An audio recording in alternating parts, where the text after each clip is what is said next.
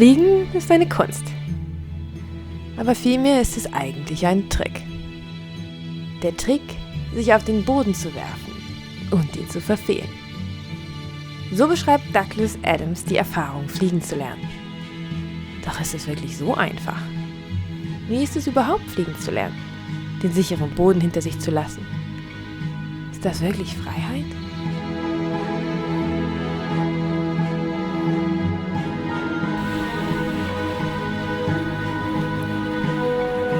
Und während ich den Piloten so beim Fliegen zuschaue, reift in mir ein Entschluss.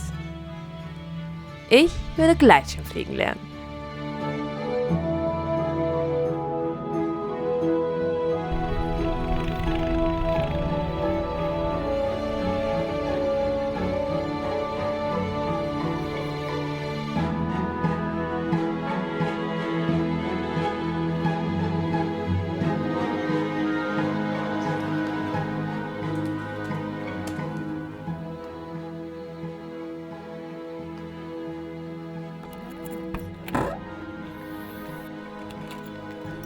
In der Flugschule angekommen, weicht meine Anspannung Stück für Stück der Erleichterung. Mein Fluglehrer sollte mich nicht gleich am ersten Tag von einem Berg fliegen lassen.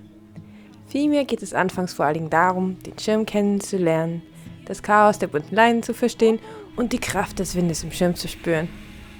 Drachen steigen lassen einmal anders. Das sieht doch eigentlich ganz gut aus, oder? Ja, ziehen wir euch noch ein bisschen mehr, dass der hier noch mehr rauskommt. Es ist so aufregend zu spüren, dass genau dieser Schirm die Kraft hat, einen Ball durch die Lüfte zu tragen.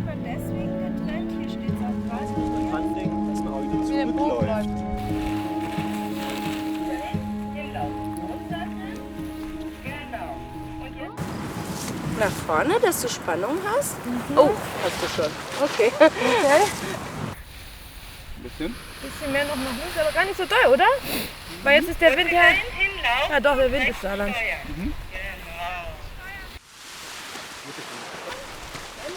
Egal, stehen weg. Links laufen, links laufen.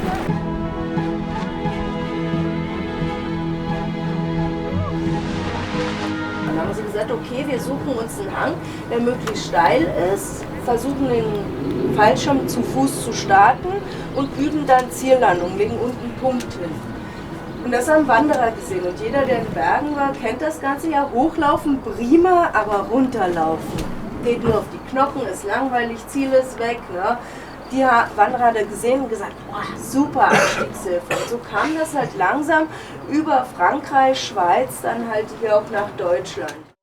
Sobald der das Ding oben hat, wird das Ding ausgerollt. Den einen Flügel können wir ja schon mal raus. Spread your wings.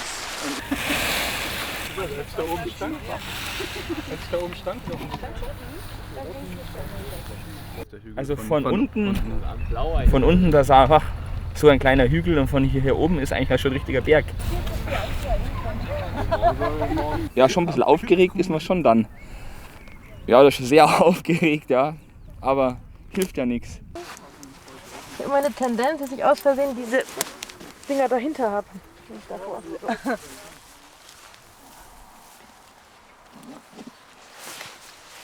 Das mache ich enger, damit du gar nicht zum Sitzen kommst, weil hier müsst ihr sowieso hängen bleiben. In der Aufregung übersieht man auch gerne was. Aufregung ist da, ja? Kann man so sagen. Okay, Arme locker hinter und loslassen, Tempo machen, ganz nach Brust, ein bisschen tiefer und laufen. Rechte Hand etwas tiefer, rechte Hand etwas tiefer. Rechte Hand, nur die rechte. Jetzt beide Hände auf Brusthöhe, genau. Leicht rechts halten, Hand hoch und wieder links auf Brusthöhe. Halten und durchbremsen. Ganz runter beide Hände und mitlaufen, wenn der Boden da ist. Okay. Dann war es so ein Tick zu hoch, deswegen wurde es ein bisschen schneller bei der Landung.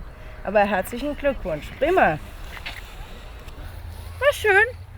Ich kam einfach nicht gut weg und ich hatte das Gefühl, als ich dann diesen Bogen flog, ich möchte eigentlich länger fliegen und als ich dachte, ich soll schon runterbremsen, hatte ich das Gefühl, ich war hoch und habe mir da selber irgendwie nicht vertraut und ihr eigentlich auch nicht. Und ich glaube, das war das Resultat davon.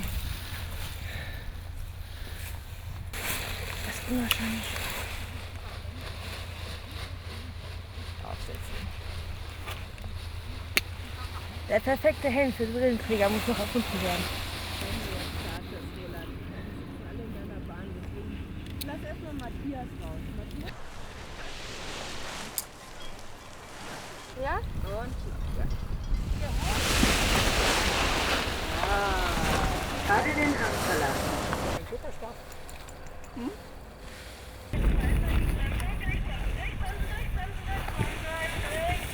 Aber ich stehe noch!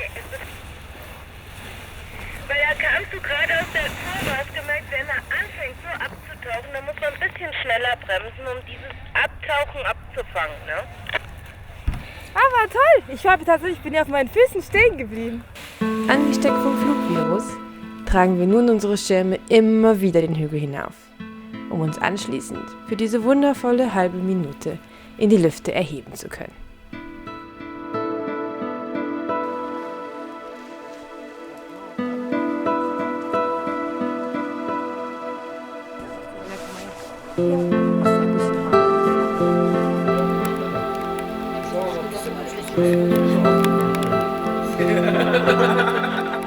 Besser.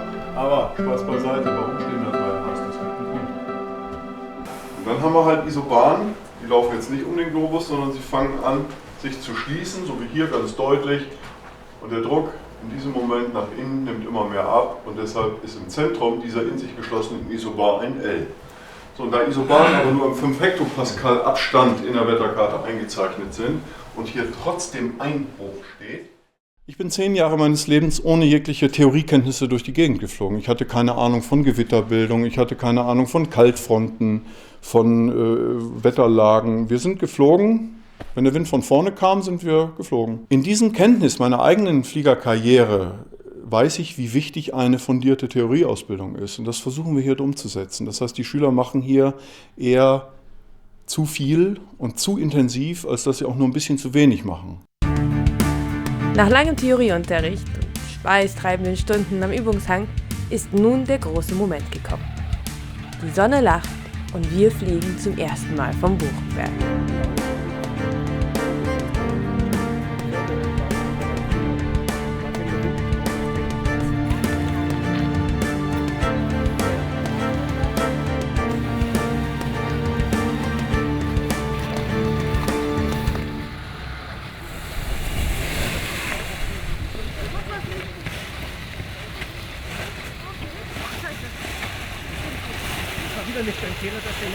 Was ist passiert? Was ich nicht sehen konnte, war, dass sich ein Starthelfer an meinem Schirm verfangen hatte. Nach langem Warten dann ein neuer Versuch. Aber mit meiner Konzentration ist es nun vorbei.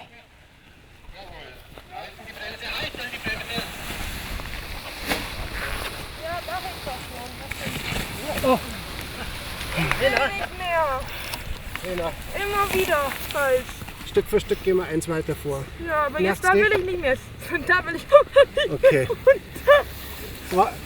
War gut gemacht. Du hast nur dann kurzzeitig ihm die Fahrt zu viel gegeben. Zu viel davon gelaufen. Ja, nee, die Bremse hätte noch ein bisschen halten brauchen. Der Rest war prima. Lass dich nicht ärgern. Langsam kommen mir Zweifel. Ist das wirklich der richtige Sport für mich?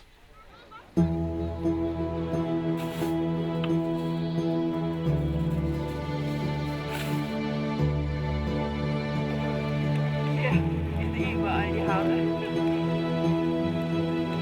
Schick in der Rolle.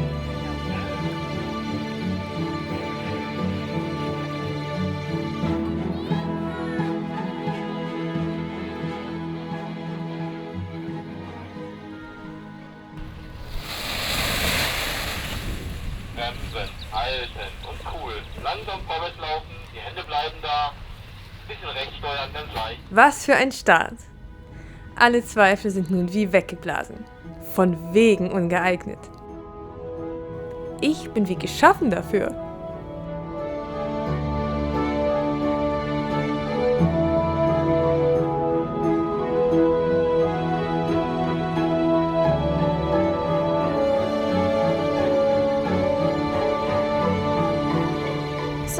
rechts Queranflug, Lena. Und dann rechts Endanflug. Komm, bisschen tiefer rechts, bis er reagiert. So, jetzt geradeaus fliegen. Ja, da hatte ich gleich wieder. Okay, und mitlaufen, ja.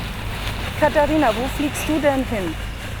Ja, das war so wunderschön.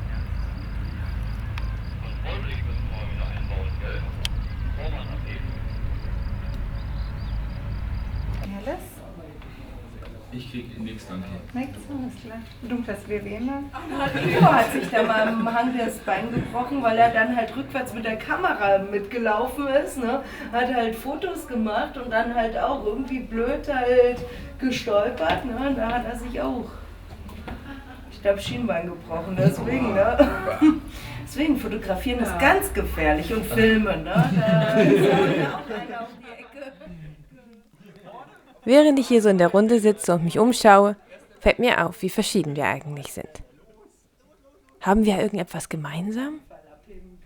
Wer wird Pilot? Und warum? Schwierige Frage. Ja, halt über der Sache zu schweben, über den Dingen zu stehen, frei zu sein, ja, würde ich sagen. Motorradfahren, Borden, Laufen, Autofahren, Schwimmen, da gehört dann halt auch irgendwann das Fliegen dazu. Ja.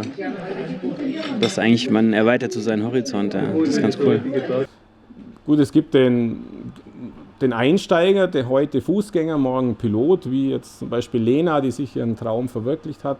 Wir haben die Gruppe der Allround-Flieger, die Spaß haben wollen, die zusammen in der Gruppe was erleben wollen, die Spaß an der Natur haben. Wir haben die ambitionierten Piloten, die dann Strecken fliegen wollen über weitere Distanzen, die sich schon von der Taktik der Flugauswahl des Fluggeländes sehr genau mit dem Thema befassen. Und dann gibt es natürlich auch die Piloten, ja, nennen wir es mal die jungen Wilden, wo man in Richtung Acrogen, Freestyle, die halt sich ihren Traum in dieser Art verwirklichen und spezielle Manöver fliegen, die jetzt vielleicht ein Allround-Pilot nicht fliegen würde. Es gibt eigentlich gar keinen typischen Gleitschirmflieger. Gleitschirmflieger hast du aus allen Schichten, allen Bevölkerungsteilen, egal ob Männlein, Weiblein, Arbeitsloser, Professor oder Millionär. Scheißegal, wer Spaß hat an der Luft, geht halt Gleitschirmfliegen. Für mich persönlich ist es halt so eine Art Freiheit in der Luft zu haben. Ohne störende Motorengeräusche, einfach dahin zu gleiten, selber steuern zu können. Ab und zu mal mit so einem Vogel zusammenkreisen. Aber der Start ist einfach wirklich das Schönste, wenn man diesem erdgebundenen Leben so ganz kurz entflieht und dann in die Luft reinschwebt und die Höhe gewinnt und dann einfach mal abschalten kann. Man hat dann auch keine Sorgen mehr, es ist schön, man hat einen prädestinierten Aussichtsplatz. Man guckt auf die Landschaft runter, es quasselt einem keiner rein, es fragt einen keiner irgendwas, keiner will was von einem. Man fliegt einfach und freut sich, dass man ein bisschen in der Natur ist, schöne warme Luft um einen rum, wenn man Glück hat. Und man ist frei, ist Freiheit. Man sagt, Fliegen ist Freiheit und das ist es einfach auch. Doch was Fliegen wirklich bedeutet, werde ich wohl erst heute erfahren. Mit seinen 1800 Metern überragt der Tegelberg nicht nur den Kleinen- und Schwangau, sondern auch alle unsere bisherigen Flugerfahrungen. Aber wo fliegen wir eigentlich hin? Das zweithöchste Restaurant. Ja, der verfängt sich. Gezwungenes Lächeln. Der verfängt sich. Ich finde wirklich, wir hätten das vielleicht erst in Tandem fliegen dürfen. Ja, ne? Ja. Für jemand mit Höhenangst ist das echt.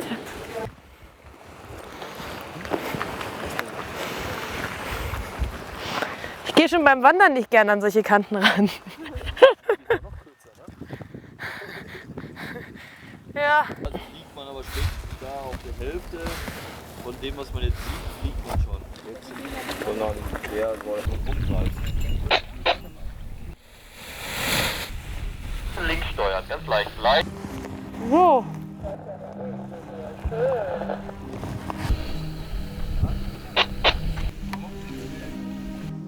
Ja, komm, pack an.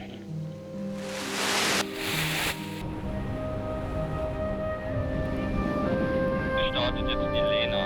Ja,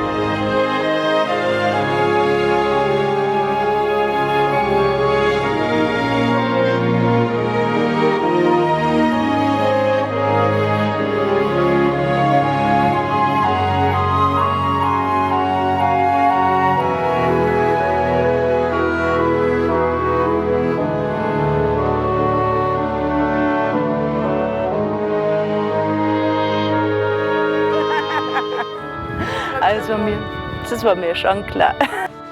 Lief ja alles prima. Naja, aber ich sollte schnell einpacken, weil ich will noch mal. Aber ich finde, am beeindruckendsten ist wirklich dieser Moment des Loskommens. Also wenn man merkt, der Schirm ist da, wo ich ihn haben will und ich kann jetzt wirklich darunter so. Und man läuft und dann ist man in der Luft so. Und das ist also für mich eindeutig der schönste Moment. Und gerade weil diese erste Landung so schief gegangen ist, hatte ich dann auch immer am Ende des Fluges so ein bisschen, dass ich mir dann mehr Gedanken gemacht habe.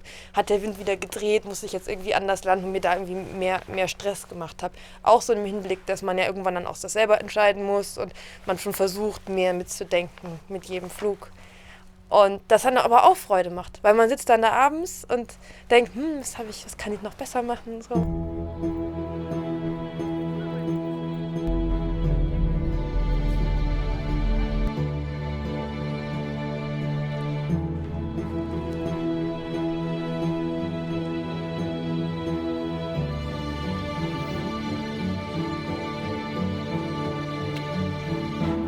Heute ist es nun endlich soweit. Der Tag meiner praktischen Prüfung. Das wohl gut geht.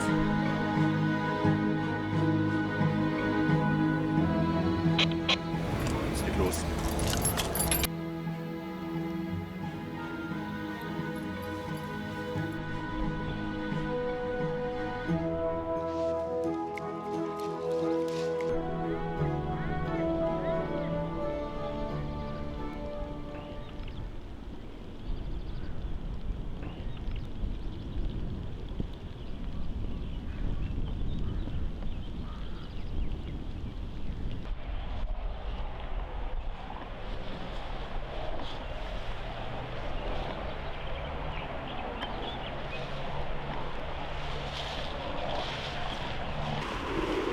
Bei meiner Achterbahn nicht mit der Hitze, aber es hat angefangen zu regnen in dem Augenblick.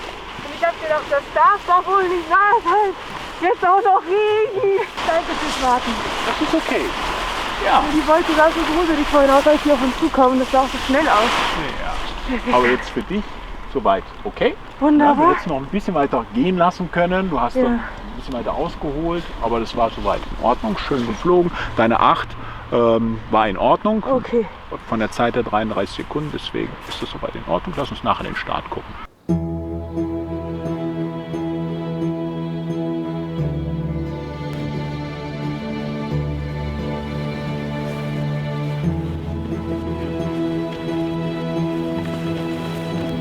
Und Wind kommt ein bisschen von der Seite gerade, ne? Ja, ich werde noch ein bisschen so leicht schräg nach da aufbauen und nachher eine Kurve rausstarten. Aber macht flott, weil das wird nicht lange gehen.